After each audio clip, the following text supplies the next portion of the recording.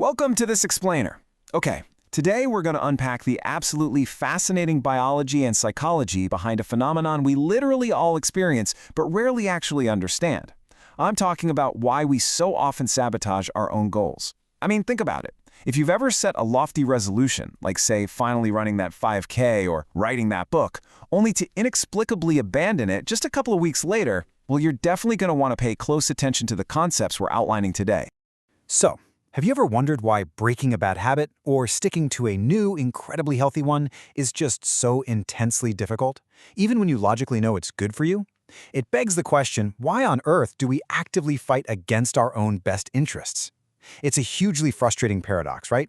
You know exactly what you need to do, yet there's this invisible heavy wall stopping you from moving forward.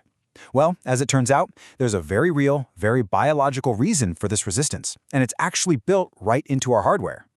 Let's get right into Section 1, our brain's survival mission. To understand our modern psychological struggles, we really have to rewind and look at our brain's primary, ancient directive, which is keeping us alive at absolutely all costs.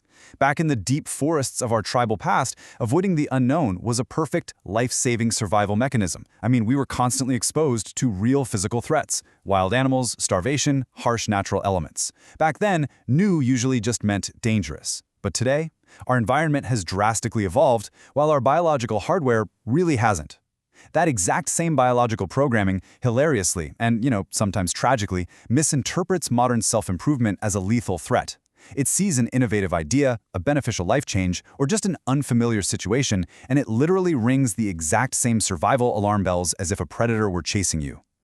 To truly grasp just how desperate the brain is to conserve energy and keep you safe, consider this mind-blowing fact. During times of extreme starvation and stress, the brain will activate systems to keep you alive without food or water for days. But it does this at the ultimate cost of devouring its own body tissue and resources. That is the raw, uncompromising power of your survival instinct. It will essentially eat itself just to keep you breathing. Moving on to Section 2, your psychological immune system.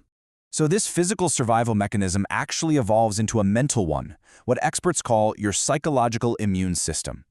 Just like your physical immune system fights off foreign viruses and bacteria, your psychological immune system fights off foreign ideas and unfamiliar situations.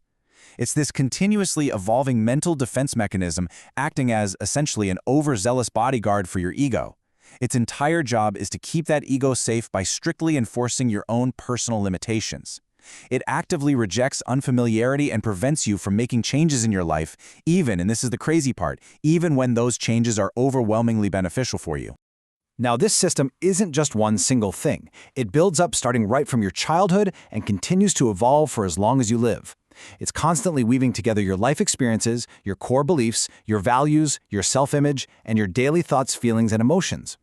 All of these ingredients mix together to form an invisible, highly protective wall around your current self, stoking your ego to make absolutely sure you stay safely tucked away within your established limitations. Which brings us to Section 3, the comfort zone trap. The very moment you decide to change something for good, say launching a new career, ending a toxic relationship, or finally adopting a healthier lifestyle, your psychological immune system kicks into maximum overdrive. It gives you every single reason to not change, completely flooding your mind with a barrage of irrational excuses designed to keep you stuck right where you are. It demands, literally demands, that you stay in your comfort zone and avoid trying anything different whatsoever.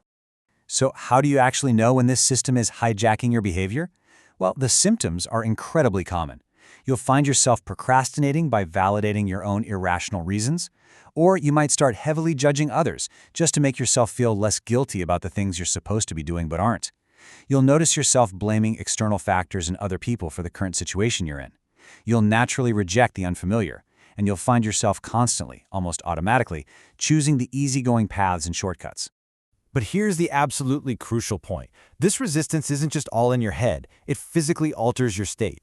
When you venture out to do something innovative or take up new challenges, your mental immunity produces actual chemicals in the body, forcing you to retreat. It chooses to conserve your energy and resources, pushing you to stay aligned with your self-limiting beliefs, even though they are clearly not in your best interests. It basically forces you to focus entirely on the risks involved, completely blinding you to the potential long-term happiness that lies just on the other side of that challenge. And that leads into Section 4, known hell versus unknown heaven. Because of everything we've talked about, the mind gives you reasons to stay in a known hell rather than choosing an unknown heaven. Now, this is a really powerful and honestly somewhat sobering realization. It highlights that your mind would actually rather suffer in a familiar, comfortable misery like a job you despise or a habit that's actively ruining your health than risk the absolute uncertainty of a potentially amazing future. Because the system outright rejects anything unfamiliar to you, it effectively convinces you that the misery you know is vastly safer than the joy you don't. Okay, so how do we fix this? Section 5, taking back control. So how do we actually manually override this ancient biological bodyguard? Well, first we have to recognize the stark contrast between how our brain naturally operates and what success actually requires. See, your psychological immune system aggressively demands instant gratification and immediate success. It pushes you to choose something that gives you instant pleasure right at this very moment, rather than waiting for a better experience down the road.